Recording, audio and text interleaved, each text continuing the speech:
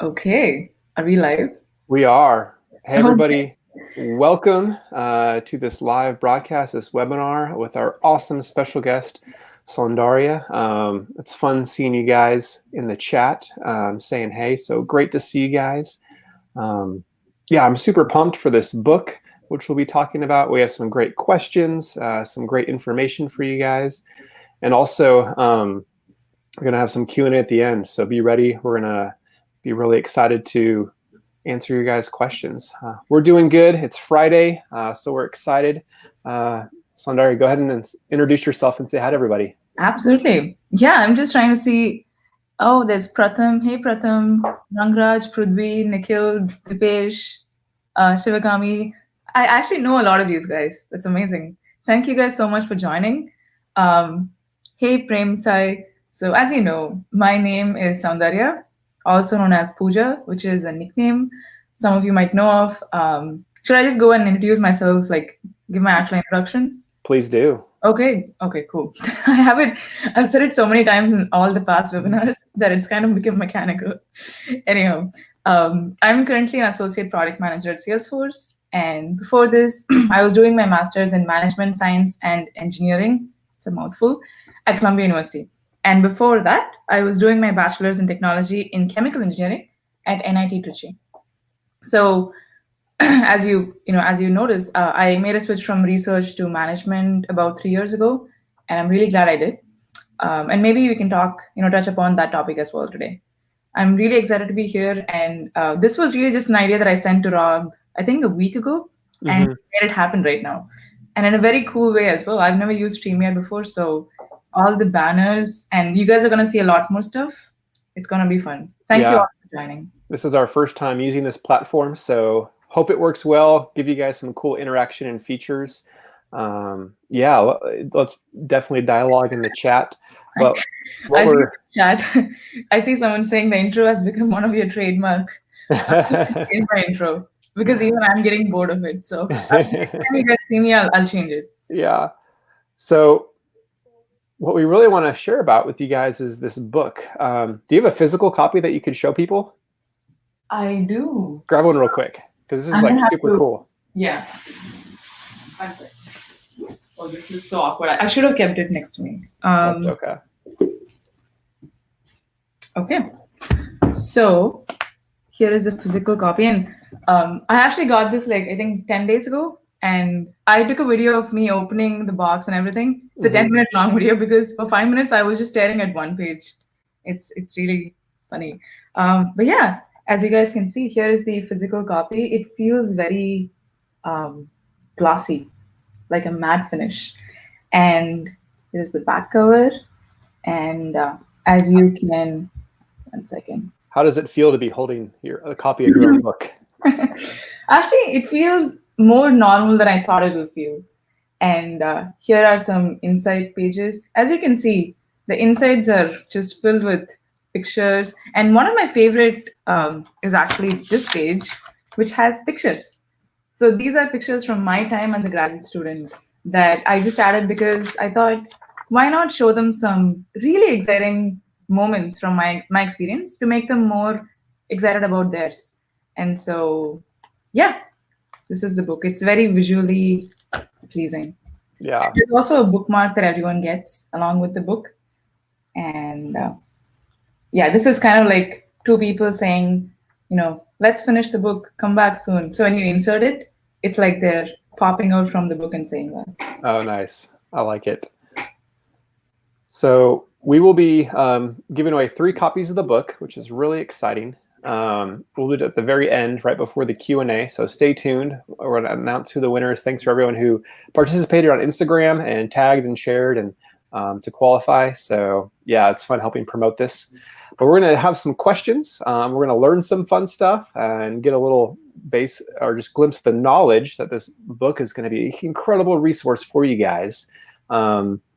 And then, yeah, I want to just add a lot of value, guys, today. So our first question, Soundarya, is why America? Why should people even consider studying America? Yeah, that's actually a great question. I will, again, anything I say is only from my own experience. so it should be taken at face value. Um, let's see, 3 years ago or 4 years ago, I had said, landed in America for my scholarship. I was at University of Wisconsin-Madison through the SNBO scholarship, and that made me spend one summer in Madison, Wisconsin-Madison. And it is still one of the most blissful times in my life, because for the first time, I was, again, in a new country all on my own, and it was actually not difficult. And I think that's because I had a very good support system back then. It was not just me, it was me along with 9 other SNBO scholars and Bose and Corona scholars. And we were all in this one apartment, and we all got our own room. So it was like a dorm room just for the scholars. And we had our own common kitchen. So even though you are in a new country and it's scary and it's uncomfortable, I still had this comfort bubble around me of people that I already knew and I could relate to. And even, I mean, despite that as well, there were so many culture shocks. I still remember the first time I went into a restroom in America, I was confused on how things work here, because in America you use toilet paper, in India you use water, so it is very different. So getting used to that even took some time. And for the first time we went on a trip. Like, we just decided one weekend that let's go to Minneapolis, and we went to the Mall of America. It was just such a fun time. So I think that was the reason I was much more biased towards coming back to the US, at least in my case.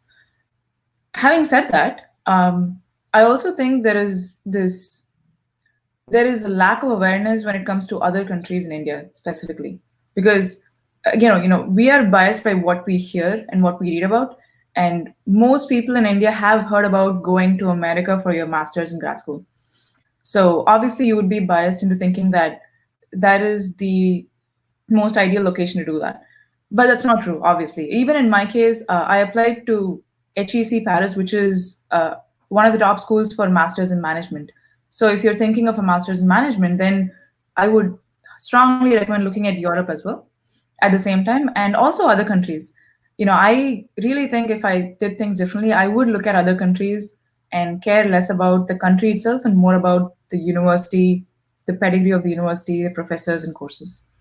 So the short answer is America, because of my internship experience and also because of lack of awareness about other countries back then.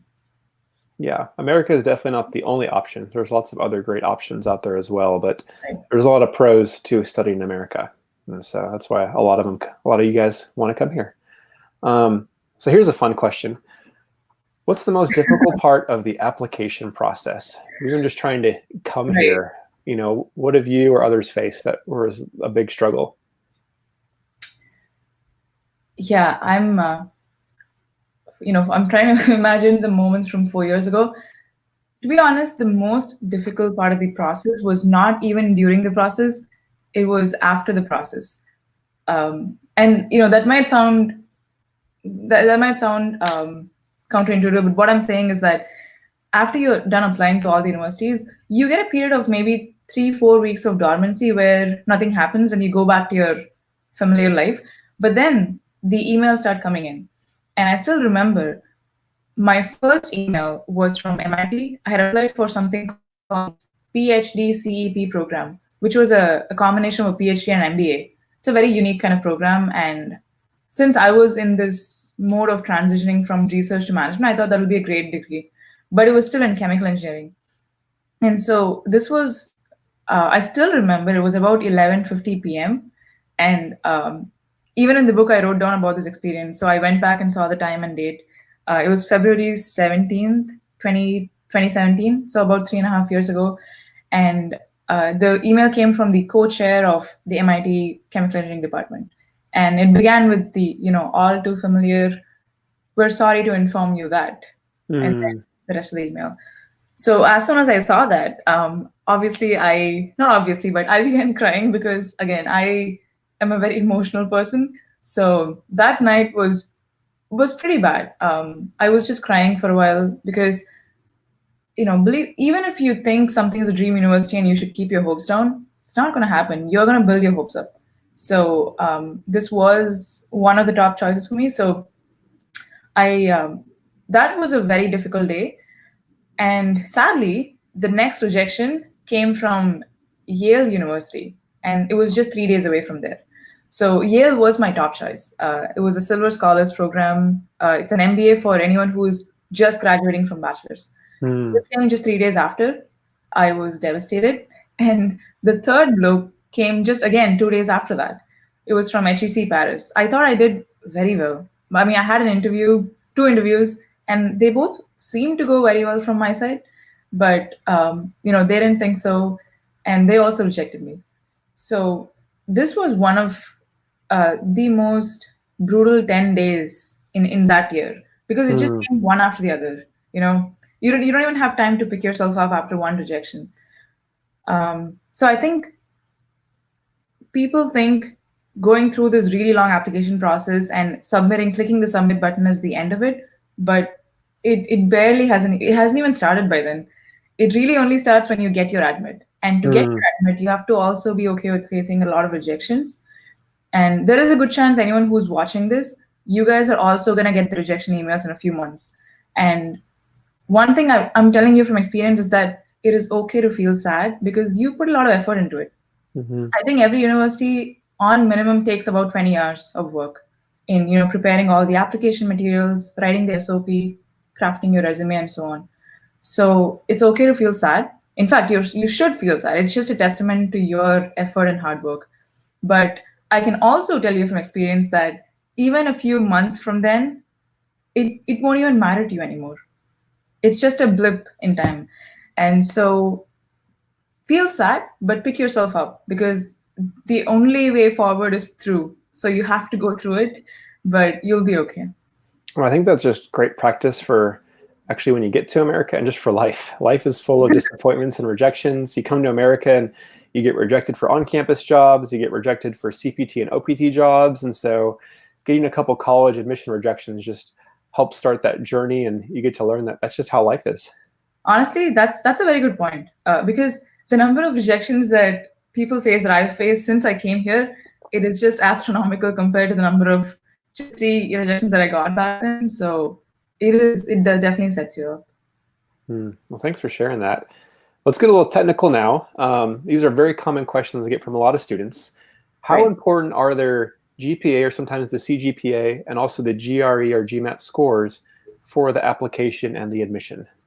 hmm Um, well, like any question, the short answer here is that it is very important, but for a limited period of time. The longer answer, um, a lot of people ask this question. I've thought about this, and a good analogy here that I like to give is, you know what a sieve is? A sieve that's used for straining. Mm-hmm. I guess in India they call it sieve. So, anyways, a sieve is an utensil that you use for, say, separating out liquid from solid particles. Think of it that way. Um, so I like to use an analogy because that's what the GRE, GPA, GMAT scores are trying to do. So let's say you're trying to separate out, say, less valuable but bigger stones from more valuable but smaller stones.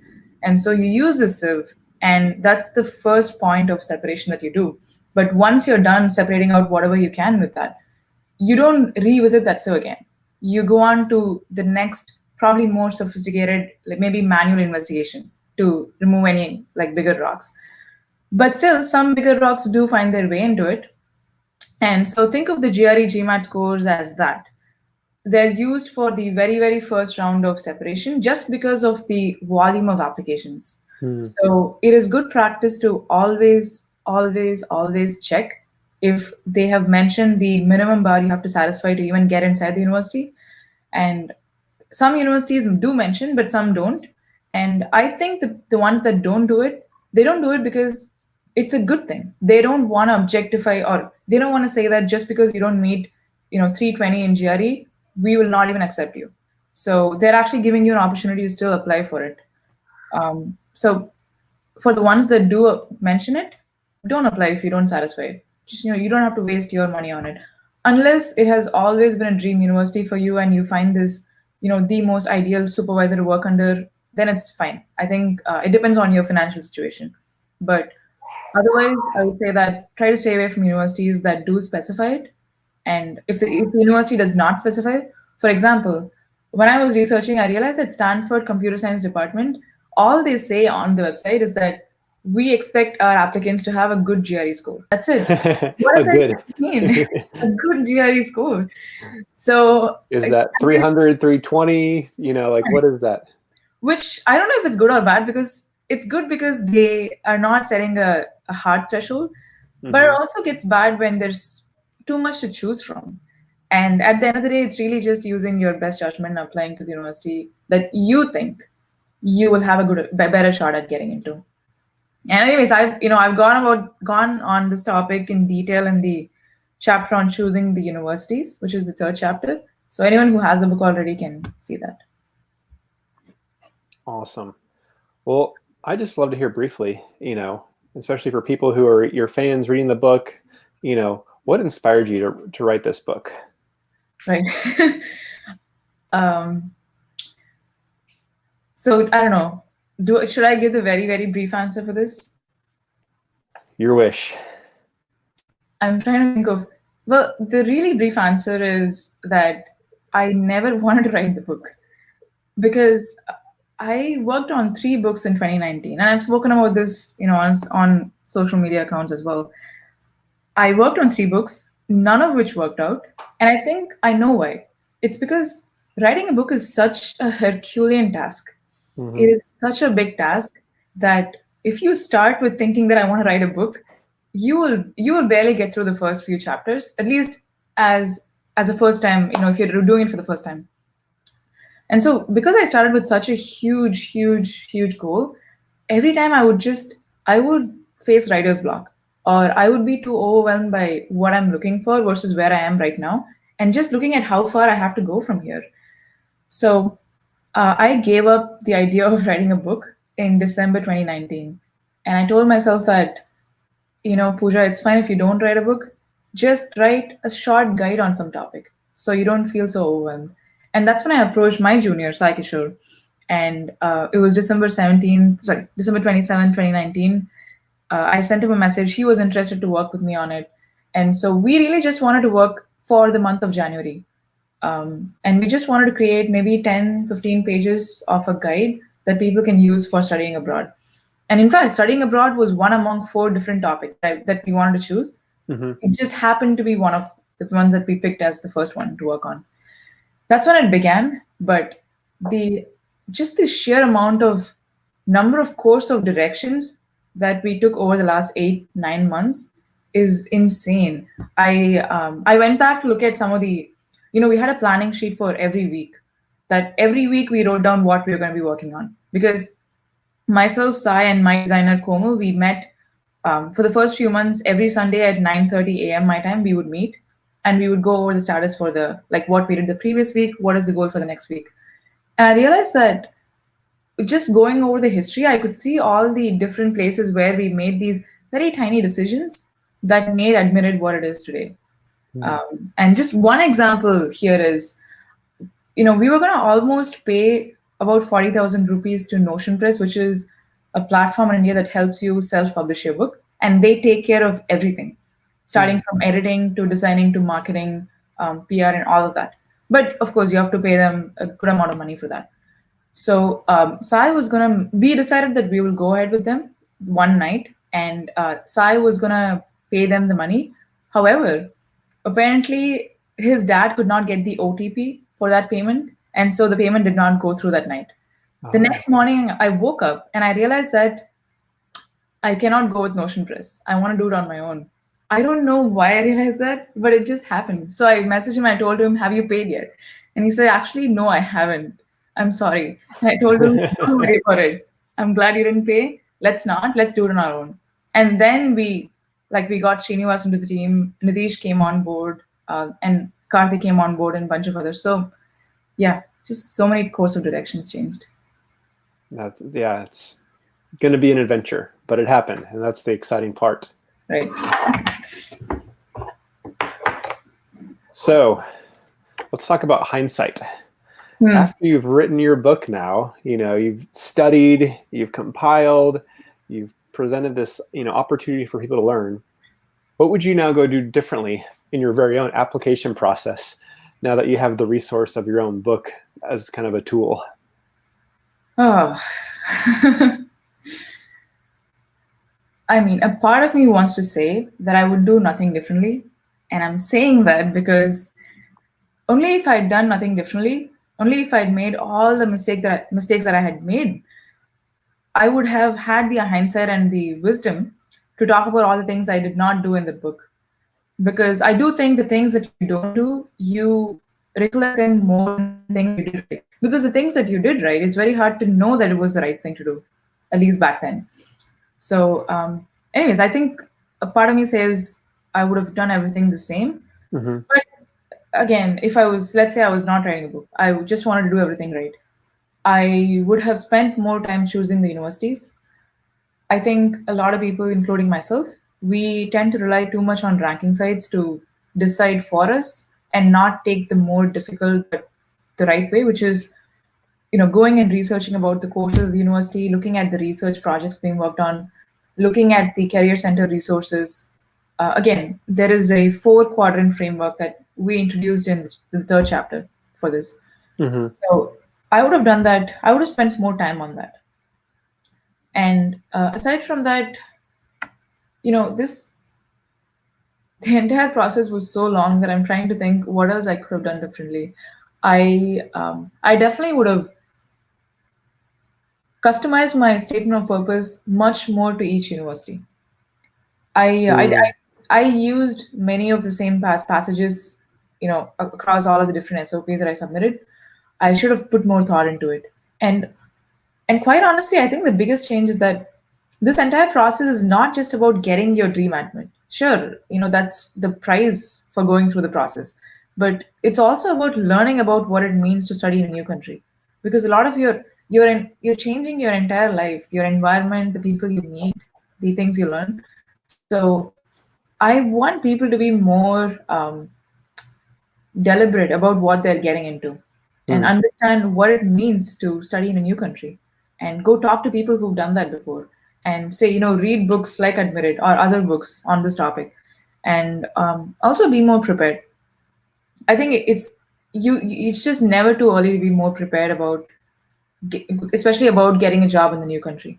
So in the book there is a famous, or if not a famous, but I think it's a very apt sentence, which was told to me by Rishabh actually, who worked with me on the book. So the line says, "Anticipate difficulty and prepare early." I think that very tightly captures what the book is trying to say.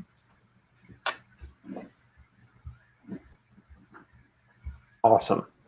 Well, I know we're getting some questions. Don't worry, at the very end we'll be doing the Q&A. We've got a few kind of pre-questions planned for Pooja here, and then we'll get to you guys Q&A in just a couple minutes, so don't you worry. The next thing, so another big question that people ask is the admits, the shortlisting. How do you choose? So what are the big factors that have you used or you recommend to others in choosing those college admit options? Right. Well, as I mentioned, in the book at least, we went through a 4-quadrant framework, and in fact, I just had a webinar on this yesterday with Docket, where I was going in detail about what I mean by that. For now, I would just say that you should absolutely look at the requirements as your first round of elimination. So don't think of the universities eliminating you, because honestly, you have so much choice. There are 4,500 universities in the US and probably a few thousand more around the world. So you have the entire ocean in front of you. So you are the ones choosing them. They are not choosing you at this point. So at this point, I would encourage people to approach this problem from a standpoint of elimination. There is a famous term that I also mentioned in the book called satisficer. It is a term that was coined by this economist named Herbert Simon back in the 1960s. And he says how, because we have so many decisions to make every single day, even from something as trivial as what shirt should I wear today, our brain has gotten so used to making these quick decisions that we don't tend to try to optimize each decision. We just look at the surface level details and we make the decision for the sake of time. So you don't try to look at is this shirt's fabric better than that shirt? What about the color? What about the price? What about the brand? You just see what you like better that day. So similarly, I would say for choosing universities, only look at surface level details, such as requirements. Use requirements to remove any universities where you don't satisfy that. Next, I would say look at academia, which is very, very important. Again, especially if you're doing a degree in research, like I think most people do that. So Mm-hmm. look at all the courses present in the university and the research projects that they're working on in the department. Any university who does not have this information, you should really think twice about even applying there, because a legitimate university would always have this information on their site. Mm-hmm. And once you see this, the next thing is the career. So how much career guidance do they provide? And you can try to gauge this by looking at the placement statistic of the past few years if they have it. You can look at the LinkedIn profiles of alumni from the last few years, see where they are at right now, what position are they in, and for that position, go and check the average salary on LinkedIn, pay scale, Glassdoor. So everything you could possibly need is out there. It's just not in one place. It's quite fragmented. Um, Mm. and I mean, the thing is, that's what Admitted is kind of trying to do. It's trying to centralize a lot of these very useful information from 10 different sources into one. But the book is not value. The book would not provide you enough value if you don't take action on your own and use all the best practices mentioned in the book. So that's the third one. And finally, of course, look at weather, look at ranking, location. If you always wanted to be in New York, of course, it makes sense to put that on the top of the list. So, Fantastic. yes. Yeah, lots of options. A lot of people ask, which is more important, location or ranking? But there's so many different things to look into. Consider all the factors. It's a very holistic decision. It's not just a single factor decision. So do your research, follow what the book recommends. And then, Pooja, what are some final words of wisdom to these study abroad aspirants here that are tuning in before we announce the book winners and do some Q&A? Ooh, nice.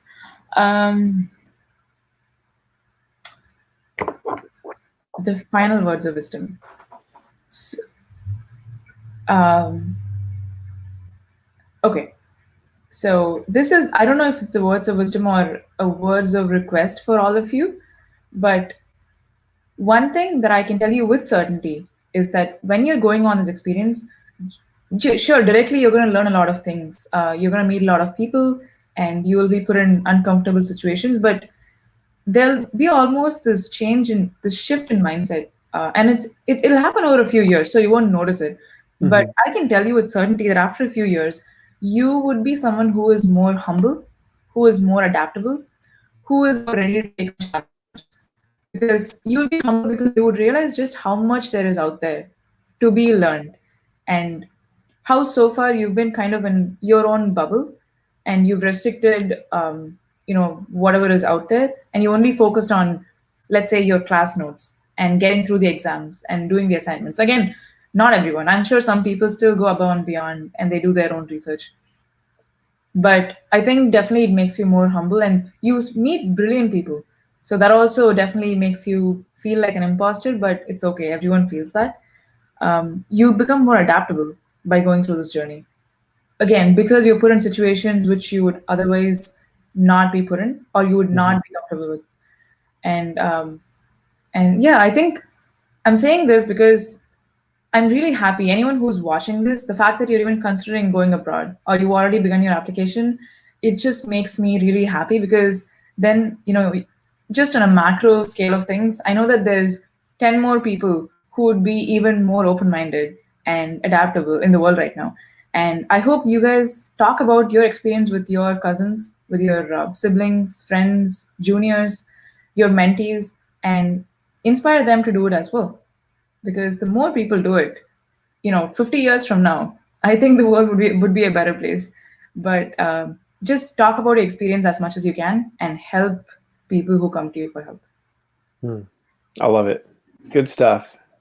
You guys, be sure to give Sundari just some props. Tell her thanks for answering all these awesome questions. Also, I'm drinking some tea here. I've got kind of a sore throat this week, so I'm drinking some yummy throat coat tea. If you guys are drinking any chai or coffee, let us know in the comments, and we're going to get to the next part of our webinar here.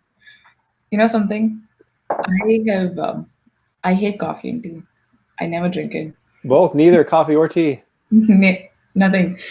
And although I like coffee chocolates, there is a specific chocolate called Awake, which has high caffeine, and I like that. But for some reason, I have always stayed away from anything caffeine related. Not because of health reasons, just because, yeah, no reason at all. And I'm happy about that because I know. Yeah. Do you actually drink a lot of coffee, or you just like to have a cup in every webinar? No, I like it. I mean, I really enjoy good coffee, good tea. So you must have had a lot of really good coffee and tea in India, right? Yeah. Well, in India, we actually exported coffee from India to America. Oh, so okay. we got really, we learned a lot about coffee and what good coffee is. So yeah, there's a big difference between basic coffee and really good coffee. And so you see, I want to see the difference once. Yeah, another time, another webinar, we'll teach about that. All right, so let's announce some book winners. You guys did some fun stuff on Instagram, tagging, sharing. So thanks so much. We want to make this book be known and aware and spread the love for that. So we want to announce some of the winners. So the first one is Avesh. So congratulations, Avesh, winner number 1. Congrats, buddy. I'll reach out to you guys on Instagram to get your addresses, and then Pooja will be sending you a free copy of this book. So thank you so much for participating. Number 2 is Nishta Singh. Congratulations. Cheers to you. You've got a free book coming your way. Congrats, Nishta. All right, drum roll for the last final number 3 here. Ritu. So Ritu Maria, I don't know if it's Jose, but it's kind of sad. They're not there. I don't know if they're watching this right now. But anyways, we'll let them know about this. Yeah. All 3 of you. So congratulations, everyone. Thanks for everyone else who participated. And yeah, let's do some Q&A now. So I'm going to try and scroll back through some of the... I see Ritu and Avesh. Okay. Yeah. Nishta's there. And Ritu, so congratulations, guys. Congrats all of you guys. So yeah, thanks for playing and excited to get those books. You guys will have to post a picture holding your book whenever you get it and tag Sundari in it. So, okay, I'm going to try and scroll back and get some questions. If you guys have questions now as well, go ahead and stick those in the chat. And this is going to be a fun time to help you guys out. So let's see. A lot of fun comments here. All right, here's one. They want to know about extracurriculars for undergrad admissions and opportunities for someone who's maybe from a smaller town in India. So yeah, a lot of people ask about what are helpful extracurriculars to study abroad. What are helpful, or what are colleges looking for? So I'm trying to understand the question as well. So Divyansh is asking about extracurriculars for undergrad admissions, not grad school. I think so, yeah. And he's trying to understand what extracurriculars you should get into after you get into your undergrad school. I don't know. Divyash, are you asking about before for the admissions process, or what extracurriculars you should do? I think he's talking about before, or let's just assume it's about before. So for someone who's applying for undergrad, what can they talk about in the before section for extracurriculars? I mean, this is really a question of what have you done, right? Because you cannot make up things at this point. If you're from a place where there is less opportunity by default, then if you still have time to change that, I would first change that. Because right now, given how highly digital the entire world is becoming, you don't have to be in a city to take part in something that's happening in the city. So the first thing I would say is go on apps like Eventbrite and Meetup and try to see what is happening out there. You can even volunteer from sitting in your own room right now. You can volunteer by, say, making masks, or you can volunteer by writing some nice messages for someone who is in the hospital. So I would first look at that if you still have time. again, don't do it just for the sake of admissions. Do it because you really want to spend some time on doing this. But if Yeah, you find something you're passionate about, or interested in. right, exactly. It's great to have a life outside of the classroom and studies. Studies are obviously important, but you should have interests. And so whatever your interests are, go do that and then get involved with other people or find ways to compete or create something that helps other people. But just follow your interests, and that's what your extracurriculars should be. Yeah, honestly, I really think, as we go through life, what we're really doing is making ourselves more interesting. So you always have to think, do you have an edge in a specific area? Because unless you have an edge, and as Cal Newport says, you have to be so good at something that people just cannot ignore you anymore. So yeah, what Rob said right now. Awesome. All right. So Ritu, she asked, what are the main challenges you faced and overcome during the transition from a Right. chemical engineer to a product manager? Right. Well, congrats, Ritu, first of all. And it it took 3 years for this transition to happen. So there were so many challenges that were along the way, but because it was not an overnight transition, it's very hard to say that specific day was extremely difficult. So I'm gonna think about this for like a few seconds. Main challenges during the transition from chemical engineer to product manager. The main transition was just the battle that I had inside my head. Of course, people around me thought that I was crazy. They thought that I was wasting my time because I had really good credentials for a chemical engineering degree, pursuing that forward. And my parents, thankfully, were still supportive, but they were not happy about it. But I think the biggest transition was just myself, me telling myself that it's okay and it's possible and I can do it. And it took a few months to even think about applying for a master's in management. And once I applied and came to the US, you generally feel this sense of high after you get something, an award, an admit, a prize, but then it subsides. I came to the US. The first month was obviously amazing. I realized that an Ivy League university thought that I can do this, and so they gave me the admit. So maybe I can. After the first, you start having to network with people. You start having to go and approach people in events and going to career fairs, which is to date one of the scariest experiences for me. So I think the transition was telling myself that I am capable of becoming, say, a consultant or product manager, even though my experience says otherwise. And a very famous TED talk that I watched recently, I forget the name of it, but this doctor or this woman, she talks about four things that make a satisfied life, and one of the things she mentions is called storytelling.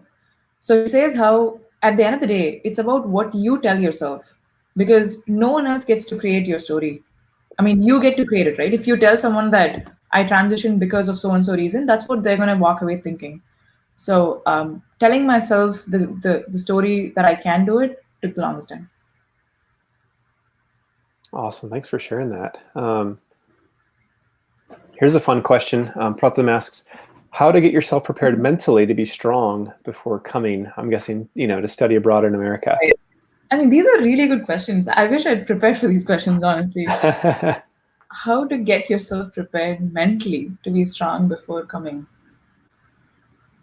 Wow. I would think you can do all the preparation and you'd still face shocks. And I always like to reference back to my first day in New York because it was really a bad day. And I've talked about this in the book as well. And just briefly recounting it, I had landed at 9 a.m. after a 25-hour flight. I was sick. I somehow got sick during the flight and I was exhausted. Still, my roommates asked me if I want to spend the entire day roaming in New York. And, of course I said yes, because why not? You don't want to say no. It's your first day. So you're pressurized into saying yes by yourself. After spending about 11 hours outside, I was exhausted. I just wanted to get home and be by myself. And also, I was not just with my roommates, I was with 10 other people who I'd never met before. I'd met them over WhatsApp, but not in real life. So, being with people and being an introvert and being reserved and shy, which I still am. It's a panic attack every time I meet 10 new people for the first time. It was very difficult to spend the entire day with them. And at night, when I was walking home, I came back home through the subway and somehow went to the wrong destination. So I got landed in Harlem, which is a pretty unsafe neighborhood in New York. And my phone was dead. It was very cold at night. I was scared beyond imagination. And I began imagining things as well because I've been told that a lot of mugging happens in Harlem. So I vividly remember running in a specific direction where I thought my home was. I knew my address, even though my phone was dead. So the good thing about New York is everything is in square, right? So you can get from anywhere to anywhere just by knowing the street and avenue. And so I began running and I got home a little past midnight. And I just spent 2 hours crying after that. It was it was horrible that night. And I kept thinking, why did I come here? I should have just stayed home where I was with my mom and dad and brother. Um, but I'm saying this because I could not have done anything to prepare myself for what was going to happen that day. And you are going to be put in situations where, even if you're prepared, at that moment of time, you will be scared out of your wits.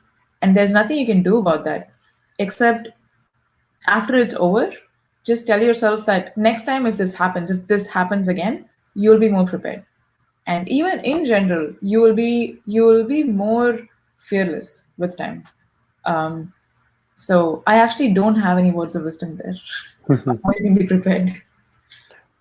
I'll share a couple things. I think the biggest thing you can do before coming to America is get out of your comfort zone, because that's all you'll be doing while you're here is trying new things, meeting new people, having to step out of your comfort zone, take some risks, And if you've never done that before, in the safe environment of your home and your own culture, it's going to be really hard and terrifying when you have to do it in America. So yeah, before you come, try something new you've never done before. Try and meet new people that are different from your typical friends or family or community. Have a new experience, try something that might be hard, because that's daily life in America. I think that kind of transitions like in this other question. Can you share about the struggles grad students go through? The struggle. Yeah, well, we made a couple of videos on those. I know there's a few out there on YouTube as well. But yeah, it's not the Hollywood glamour you see. It's hard. And for you guys, most international students are from Eastern cultures, which are very communal and very dependent, which means you don't do anything. And most of you guys grew up in homes and families where you didn't do anything except studied. Someone cooked your food, someone washed your dishes, someone did your laundry, someone did the shopping. But in America, we're a very independent, individualistic culture. You have to do all of that. You have to cook and clean and shop and, take care of yourself along with studies and look for jobs. And that's really hard, really overwhelming. America's expensive, and, public transportation in most of America is really bad. So you're just kind of trapped at home. And there's a lot of things that are just hard about life here that students don't know. And then it should get blindsided with these culture shocks and these false expectations. And so preparing mentally and maybe practicing these things, learning to cook, learning to clean, before you come, those will be some helpful tools to prepare. I think Rob mentioned some really great points. As he was talking, I was going through my own experience. Like, in my head, I was going through a few scenes from the past. I remember, the second day I went to get my own SIM card, because I had to get a new phone. And I was catcalled by someone who was walking on the street for the first time. I'd never faced that in India. And I remember then we didn't have a laundry in unit in my first apartment, and not, or even in my second apartment, I think. So we had to go to the laundromat, which was a few blocks away every time. And I remember I had to learn to cook for myself. I am not a good cook, but thankfully I had really good roommates who would cook for me at times. And so, these things sound really small, but what you don't realize is that you have to do this on a daily basis. You can never just stop and say, I'm not going to care about my clothes or my food or my finances or my bills, because there's no one else there to take care of you. It's all on you. But it'll take maybe a few months to get used to it, but you will get used to it. After a point, I think you can make it very efficient by using technology. Maybe it's a topic for another video.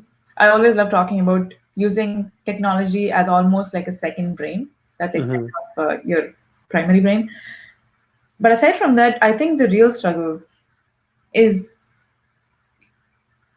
I don't know if everyone faces this, but every time I had to prepare for a networking event and I had to go and approach someone, every single time I would have a very, very mild panic attack in my head. And I would think, do I really have to do this right now? Because for someone who's an introvert, and I think this is a speculation, but I would think there are more introverts than extroverts in the world. Let's just assume that for a moment. So it was extremely difficult to do that every single time. And even right now, it's not even, I don't know if it'll ever pass for me. Maybe it doesn't even get easier. I think the right word is it gets more possible. It doesn't get easier. But doing that and going to career fairs and talking to people, and some interactions don't go the way you want it to. Sometimes people would outright tell you that no, they cannot help you, or no, they cannot give you their email address, or no, they cannot refer you. So you have to be okay with hearing that. And you shouldn't let that crush your spirit from approaching the next person. You need to understand that sometimes people are just busy, or they just don't want to help for their own reason. And don't keep them at fault for that. They would have their own reason. But I just tell myself, every single time I tell myself that the worst thing that can happen right now is they're going to say no, or they're going to scream at me. And that's okay. So, yeah. Yeah, and I'd say reach out to the students who are at the college you're planning on go to, and ask them just honestly, hey, what are the biggest struggles you faced? And ask the current students here or recent graduates, and they'll give you some good advice of just how you can mentally prepare for those things. Pooja, someone wants to know, what was your timeline for applying to internships till getting offers? The entire timeline was 8 months. And I know this because I wrote an article on this back then. It was even titled 8 months and finally an offer. So I got my offer letter on April 3rd, 2018. I'm really good at remembering these dates for some reason. I've written about them, so I remember them. I'm pretty sure it was April 3rd, 2018, which is, say, about 8 months from when you begin your grad school. And should I talk more about it? I think that's the overall timeline. But really, I didn't start getting interviews until my second semester. The entire first semester, I was just preparing and trying to get interviews. And then there was a break, Christmas, New Year's. And then slowly I started getting 2 or 3 calls. I still don't think I got a lot of interviews. I got maybe about 5, not more than that. I should have been, again, in hindsight, you can tell yourself a lot of things, but I should have been more focused on 10 companies as opposed to applying to 100 of them and not applying through a referral or through a strategic process. Sounds good. Maybe we'll do just a couple questions left here and wrap up soon. But Sundari, is there any questions near in the chat that you get excited about wanting to talk about? If you want to take a look. I see 2 more questions. Let's see. Okay. How would the work approach the US different approach from how the project discussion brings? Maybe that, but so can you pull up Shankar's question? This one? Yeah. Okay. So how would you approach work in the US different as opposed to India? How is the project discussion and brainstorming for a technical project? I have never worked in India, so it's very hard for me to say that. But Rob, you have worked in both places, right? So maybe you can shine some light on this from your experience. There's an incredible book by a guy named Craig Storty, which is a lot of the similar stuff that we would teach and train in India. And it's a lot of the cultural differences with communication, relationship, and office culture. So I highly recommend that. Craig Storty's Speaking of India. You can get it on Amazon, Kindle. But I mean, in terms of office projects and things, it's the same. It's the relationships and the communications that differ a lot. So for example, there's a cultural term called power distance. So in America, relationships have very low power distance. So the boss and the employee are very close relationally in relational distance, and they're almost like peers. You'll call each other by the first name, you're casual, you'll ask questions, you'll hang out, you'll challenge, you can be frank with one another, and it's expected that you are frank and you challenge, you ask questions, you tell bad news. But in Eastern cultures, especially India, there's a very high power distance. I'm the boss and you are the lowly employee, and I will make sure you never forget that. And there's this hierarchy of, you don't question the boss, even if it's maybe not a good idea, or you're afraid to bring bad news, and you just kind of blindly do your work. And again, these are overgeneralizations and kind of stereotypes, but these are more kind of how Eastern culture, offices work. And, you're much more formal and respectful in those relationships compared to the American culture. So it's hard for people from India or Asia to adjust to the casual, informal relationships, especially with the superiors in America. But once you learn, you get comfortable doing that. It just takes some adjustment. And I think, the communication, direct versus indirect communication, is another big adjustment that people have to learn how to make here in America. Absolutely. For someone who's never worked in India, I actually really, really like the US culture. Again, I don't know how it works in India, so I don't want to make any comments there. But as Rob said, in the US, I've rarely seen a power distance, as he said. It's, especially in my job, in my role, I get a lot of autonomy in making decisions. So I meet my manager once a week for our one-on-ones. But aside from that, he definitely gives me a lot of liberty in choosing the direction of the project, how to go, to the next place. And if I want guidance, I can always ask that. But otherwise, I get a lot of autonomy. And initially, it was a struggle to get used to that. But now I definitely prefer that over having someone micromanage you. And I also had one more point on this. Right. There is one of my favorite articles is called 12 Readmes from Top Silicon Valley Executives or Top Silicon Valley Founders, I guess. So I would encourage you guys to go read that. Just type down 12 Readmes Silicon Valley. So what these are a README is specifically, it's a document or a Word file that kind of gives context behind whatever is behind that. Say if you open a new software, a README tells you how to use the software, an instruction manual. So these 12 executives, they have created a README for themselves, for their management style. And I love reading that because as you go through each of them, you get a sense of how things work in their company as well as you read them. And these are all very, very well thought out and well written READMEs. So it even inspired me to think about creating my own README, even though I'm not a manager, I don't have anyone reporting to me. But even as an employee, as someone who's reporting to someone, I was thinking of creating one myself because it makes you really question the values that you want to bring to work every single day and what you expect from other people and what they can expect from you. I've never seen this. I don't know if you've seen this in India, but I think here people are also more intentional about the values that they're portraying to the rest of the company. That's great.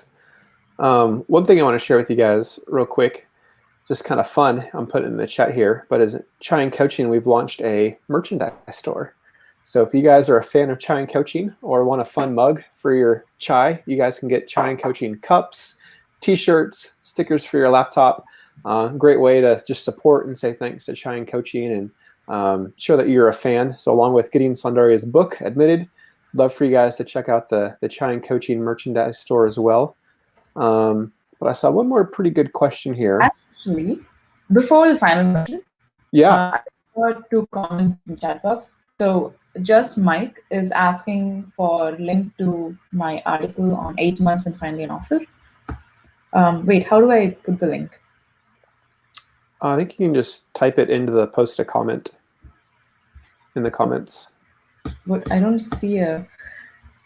Oh, wait, I don't even have an option to... I don't think I can comment, so I'm going to send it to you if you can paste it. Yeah. And actually, Mike, this article is very, very short. It's probably 3 minutes long. I just talk about the 3 emotions that I felt when I got the offer. And also, Mike mentioned something very important. He said, I don't know, Just Mike is the actual name, but The person said that it does not seem practical to focus on just around 10 companies because when one applies, they cannot be that selective. So, what I meant there is not that you should only focus on 10 companies, and I'm glad you brought up this point. I meant that at any point of time, try to focus on a limited set of companies and give your best there, or try to do both. Keep 5 companies, give your best there, give your best shot, try to talk to people there, maybe even create a case study for the company and send it to the employee and impress them. And at the same time, keep applying for, you know, about 20, 25 companies on the side on a massive scale. But when you realize that you're getting rejected on these 5 or 10 companies, move on to the next 5.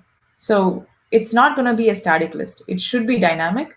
But I just want people to be a bit more intentional about the companies that they think are their dream companies. Don't treat that as just any other company you can apply on LinkedIn to. Make that extra effort. Yeah. Exactly. All right. Last question here. I think it'd be fun to wrap up with. Considering the rate of digitalization, would some of the management degrees become more obsolete and not very demanding? What do you think? The rate of digitalization with some of the management degrees. I'm trying to understand the correlation between those two. So rate of digitalization, management degree. So I guess they're saying that can a machine replace a manager or the decisions that are made by a manager? But in any case, one thing I can tell you is I have been hearing more and more that tech companies in the US don't prefer an MBA degree as much as they did before. In fact, right now more MBA graduates are trying to become product managers as opposed to consultants, and I've heard that people still prefer someone who has, say, a mix of a business and an engineering degree, because someone who comes from an MBA degree would think differently, because they would primarily focus on the business aspect of things, and they might not be as well versed with talking to engineers and data scientists in their job, which a product manager has to do. So maybe an MBA degree is becoming less and less valuable, or at least the return on investment is now not as much as before. And I can also say that the fact that more MBAs are considering going into product management as opposed to consulting also shows that maybe consulting itself is becoming less and less valuable. But this is all just hearsay and speculation. So I don't know if you have any good answer to this, Rob. Yeah. I mean, I'm not a techie person. Like, I can barely turn my computer on, so I'm glad that a lot of you guys are much more techie than me. I focus more on the relationship, the soft skills side, and I think that's never going to go out of business. Like, people still have to relate, connect. People still have to make decisions. People build companies. People run companies. We're people, and yeah, technology has created a lot of opportunities and replaced a lot of basic jobs, but you still need people to innovate, to create, to manage, to scale, to operate. And so I don't think you have to worry too much. I think it just, again, as things change, so do the people roles change. And so kind of like how the MBA is maybe changing, or the qualifications are changing for management now. I think it's more just adjusting to the changes rather than being totally obsolete. Absolutely. And just adding on to that, if we know anything from the history of, say, artificial intelligence, one thing is that it is very good at doing specific tasks which are well defined, but it's really poor at conducting very general tasks which even a kid can do, just because which a machine has not achieved yet, at least. Maybe they're making progress, but at least as of now, you cannot do that. So all the decisions that we make on a daily basis, it's going to take a long time for a team, for someone to automate that process. And I think we don't have to worry about that. And even if it happens, it's not about taking away jobs. It's about replacing it with new jobs. And I'm sure a lot of you have heard of the famous example, which is about the ATM replacing clerks or employees who worked at the bank, who used to actually do the job of an ATM. Get your details and give you the money, and give you money in return. So I think it's more so about replacing jobs, and based on all the things that I've read. I remember once I was reading a World Economic Forum report on this for an article, and even after a lot of surveys, they came to the same conclusion that it's not going to replace it. Sorry, it's not going to take it away. It's going to replace it. Mm-hmm. Yeah. So you guys, thanks so much. One action item for you guys that we share is always a great practice for actually building your personal brand and profile on LinkedIn or social media is go ahead and make a post about attending this webinar. You can take a screenshot or just make a post, share that you guys attended this webinar on LinkedIn, share what you guys learned on Instagram, share something you learned. We'd love that. And yeah, share with others what you guys are learning to encourage and empower other people. Soundarya, thank you so much for hanging out and talking about your book and your lessons learned. And I'm so excited for this resource to help people to know about it. And I just hope your book just takes off and tons of people are buying it and all those corrupt college counseling companies go away. Yeah, thank you so much, Rob. And so here's the book. Here's the bookmark. If you guys haven't bought it yet and you didn't win it, I'm really sorry. We just picked 3 people at random. So hopefully you can still go and buy it on Amazon India. We'll be launching the Kindle version very, very soon. And thank you all so much for spending 1 hour with us on Friday night. You guys were awesome. Thanks for hanging out. Thank you. Thanks for the comments, everybody. Thanks for the great questions as well. And yeah, feel free to reach out to us online on Instagram or LinkedIn and connect with each other, support each other, and we're all in this journey together. And so we'll see you guys next time. Cheers, everyone. Thanks so much. Thank you. Bye.